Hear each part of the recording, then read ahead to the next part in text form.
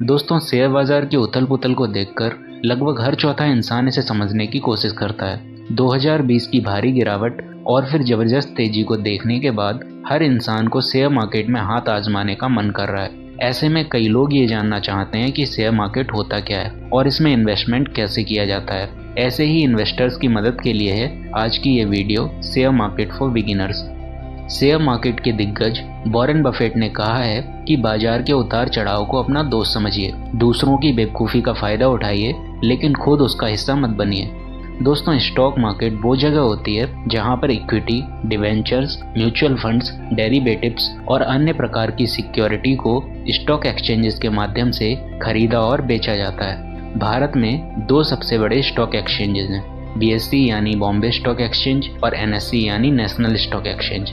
Company SEBI की direction के base पर अपना IPO निकालती हैं, जिसके बाद उनके शेयर ओपन मार्केट में बाई और सेल किए जा सकते हैं। इसके बाद अगर आप उस कंपनी के शेयर खरीदते हैं तो आप शेयर्स की परसेंटेज के रेशियो में उस कंपनी के मालिक बन जाते हैं। फॉर एग्जाम्पल, एक XYZ लिमिटेड ने 1 लाख शेयर्स के साथ पब्लिक इश्यू यानी IPO निकाला।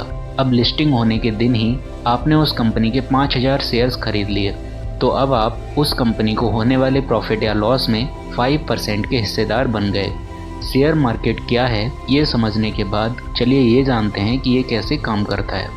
तो दोस्तों, ये बड़ा ही आसान है। आपको बस इन 4 चीज़ों को समझना होगा: listed companies, share holders, demand और सप्लाई, मार्केट की कंडीशन।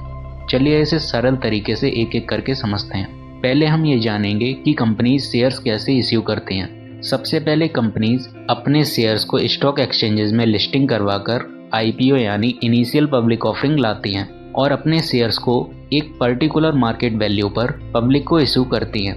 एक बार IPO पूरा हो जाने के बाद शेयर्स मार्केट में आ जाते हैं और स्टॉक एक्सचेंजेस और ब्रोकर्स के माध्यम से इन्वेस्टर्स द्वारा आपस में खरीदे और बेचे जाते हैं। IPO लाते समय शेयर्स की कीमत कंपनी तय करती है, लेकिन एक बार IPO पूरा हो जाने के बाद शेयर्स का रेट मार्केट की डिमांड और सप्लाई के हिसाब से बदलता रहता है। यह डिमांड और सप्लाई कई तरह से चेंज होते रहते हैं। आप इसे ऐसे समझ सकते हैं कि अगर शेयर्स खरीदने वालों की संख्या बेचने वालों से ज़्यादा होगी तो शेयर्स की प्राइस बढ़ेगी, और अगर इसका उल्टा होता है यानी बेचने वालों की संख्या खरीदने वालों से ज़्यादा होगी तो प्राइस कम होगी। दोस्तों, सारे शेयर्स एक तरीके की सिक्योरिटी ही होते हैं, इसलिए शेयर या सिक्योरिटी को समझना काफ़ी ज़रूरी है। सिक्योरिटी के बारे में बात करें तो ये एक प्रकार का इकोनॉमिक रिसोर्स है। सिक्योरिटी एक प्रकार का फाइनेंशियल इंस्ट्रूमेंट है जिसकी कुछ फाइनेंशियल वैल्यू होती है। एग्जाम्पल के लिए मान लीजिए आप किसी कंपनी के शेयर्स खरीदते हैं, तो आपको उसके बदले में क्या मिलता है? बस एक सर्टिफिकेट, जो कि एक कागज़ के रूप में हो सकता है या फिर किसी इलेक्ट्रॉनिक फॉर्म में। तो क्या हमने एक सर्टिफिकेट के लिए इतने पैसे लगाए हैं? बिल्कुल नहीं। वो सर्टिफिकेट बस ये सुनिश्चित करता है कि आपके पास किसी कंपनी का शेयर है जिसका कि एक अपना फाइनेंशियल वैल्यू है। फाइनेंशियल वैल्यू का मतलब ये है कि अगर आप उसे बेचेंगे तो उसके बदले में आपको उतने पैसे मिल जाएंगे जितना कि उस समय उसका बाजार में प्राइस होगा। इसे एक एग्जाम्पल से समझते हैं। मान लीजिए कि आप और आपके दोस्त ने मिलकर एक दुकान शुरू की। आपके दोस्त ने 900 रुपये दिए जबकि आपने 100 रुपये, यानी कि आपके पास उस दुकान के 10% शेयर हैं। 1 साल बाद उस दुकान की कीमत 2000 रुपये हो जाती है। 10% शेयर्स के हिसाब से आपके शेयर भी 100 रुपये से 200 रुपये के हो जाते हैं। अब मान लीजिए कि आप किसी वजह से इस दुकान में पार्टनर नहीं बने रहना चाहते हैं, तो आप क्या करेंगे? जाहिर है कि आप अपने 10% शेयर्स को बेच देंगे और उसके बदले में आपको 200 रुपये मिल जाएंगे। यानी कि आप इस बात को लेकर सुरक्षित हैं कि अगर कभी भी उस शेयर को आप बेचेंगे तो उस समय के मार्केट प्राइस के हिसाब से उतना पैसा आपको मिल जाएगा। इसलिए इसे सिक्योरिटी कहा जाता है। अब अगर इस बारे में और ज़्यादा डिटेल में बात की जाए तो share, bond, debenture, mutual fund, ये सब सिक्योरिटी ही हैं। इसकी खरीद बिक्री जिस मार्केट में होती है उसे सिक्योरिटी मार्केट कहते हैं। यानी कि सिक्योरिटी बाजार कैपिटल मार्केट का ही एक हिस्सा है, जहां पर सिक्योरिटी की खरीद बिक्री से लॉन्ग टर्म के लिए कैपिटल जुटाई जाती है।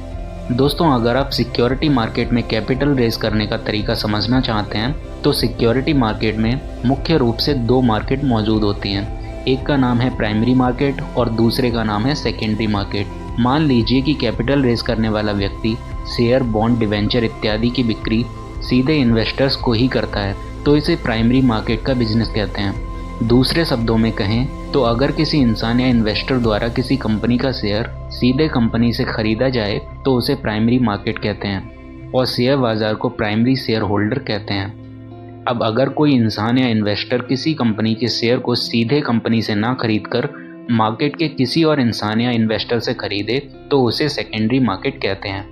जिसे हम शेयर मार्केट कहते हैं वो असल में सेकेंडरी मार्केट है, क्योंकि कंपनी बार बार अपना शेयर जारी नहीं करती, बल्कि एक बार शेयर जारी होने के बाद उसी शेयर को लोग आपस में खरीदते और बेचते रहते हैं और कंपनी की परफॉर्मेंस एवं डिमांड और सप्लाई के बेसिस पर उसकी प्राइस चेंज होती रहती है। सिक्योरिटी को आमतौर पर 3 हिस्सों में बांटा जाता है। पहला इक्विटी सिक्योरिटी, दूसरा डेब्ट सिक्योरिटी और तीसरा डेरिवेटिव्स। पहला इक्विटी सिक्योरिटी, ऐसी सिक्योरिटी जो किसी कंपनी की पार्शियल ओनरशिप को रिफ्लेक्ट करती हो। दूसरे शब्दों में कहें तो ये ऐसा फाइनेंशियल इंस्ट्रूमेंट है जो किसी कंपनी में पार्शियल शेयर होल्डिंग को कंफर्म करता हो। जैसे कि आप किसी कंपनी के शेयर को खरीदते हैं तो इसका मतलब है कि आप उस कंपनी की हिस्सेदारी खरीद रहे हैं। ऐसा करके आप भी उस कंपनी के एक सदस्य बन जाते हैं। सेकंड, डेब्ट सिक्योरिटी। इसका मतलब है उधार या लोन से संबंधित सिक्योरिटी, जैसे कि बॉन्ड, डिवेंचर, बैंक नोट इत्यादि। यानी कि दूसरे शब्दों में कहें तो अगर आप किसी कंपनी के बॉन्ड को खरीदते हैं तो आपको उस कंपनी की हिस्सेदारी नहीं मिलती, आपको बस फिक्स्ड रेट पर ब्याज यानी इंटरेस्ट मिलता है। डेब्ट सिक्योरिटी की खरीद बिक्री बॉन्ड मार्केट के बीच ही होती है और ये भी शेयर मार्केट की तरह ही काम करता है। इसलिए बॉन्ड मार्केट को समझने से पहले ज़रूरी है कि आप शेयर मार्केट को अच्छी तरह से समझ लें। Third, derivatives. दोस्तों, आसान शब्दों में कहें तो डेरिवेटिव्स भी शेयर मार्केट का एक हिस्सा ही होते हैं और ये डेरिवेटिव्स भी स्टॉक एक्सचेंजेस के द्वारा ही काम करते हैं। लेकिन कुछ डेरिवेटिव्स के अलग से भी एक्सचेंजेस होते हैं। इन डेरिवेटिव्स में मुख्य रूप से कमोडिटी डेरिवेटिव्स की ही बात की जाती है, क्योंकि इंडिया में सिर्फ कमोडिटी डेरिवेटिव के लिए ही अलग से एक्सचेंज है। डेरिवेटिव शेयर मार्केट में सबसे तेजी से धन कमाने का एक बेहतरीन तरीका है। इसके ज़रिए हम कम से कम पैसों में भी ज़्यादा से ज़्यादा लाभ कमा सकते हैं, पर बात वही है कि अगर प्रॉफिट ज़्यादा है तो इसमें रिस्क भी बहुत ज़्यादा होता है। कुछ लोग तो इस मार्केट में बहुत ज़्यादा पैसा कमाने के मकसद से ही आते हैं। डेरिवेटिव एक प्रतिभूति है जिसकी एक फाइनेंशियल वैल्यू होती है, लेकिन यहाँ याद रखने वाली बात यह है कि ये अपना मूल्य खुद से प्राप्त नहीं करता, बल्कि किसी और चीज़ से प्राप्त करता है। यानी कि कोई भी ऐसा इंस्ट्रूमेंट जिसकी अपनी खुद की कोई वैल्यू नहीं होती है, बल्कि उसकी वैल्यू किसी और ही चीज़ से प्राप्त होती है, उसे डेरिवेटिव कहा जाता है।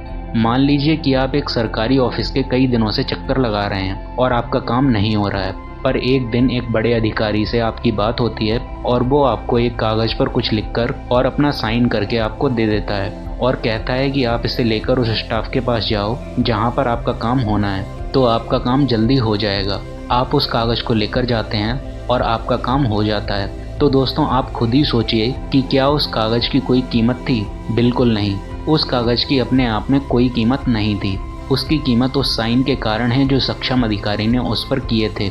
यानी कि वो कागज़ अपनी कीमत कहीं और से प्राप्त कर रहा है। तो यही होता है डेरिवेटिव।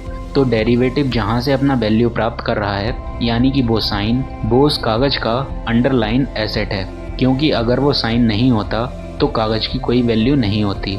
ऐसे ही ढेरों उदाहरण आप अपने आसपास से ले सकते हैं। जैसे कि बैंक नोट को ही ले लीजिए, वो तो बस एक कागज़ का टुकड़ा भर ही होता है, लेकिन उसकी अपनी एक वैल्यू होती है, क्योंकि RBI उसे अप्रूव करती है।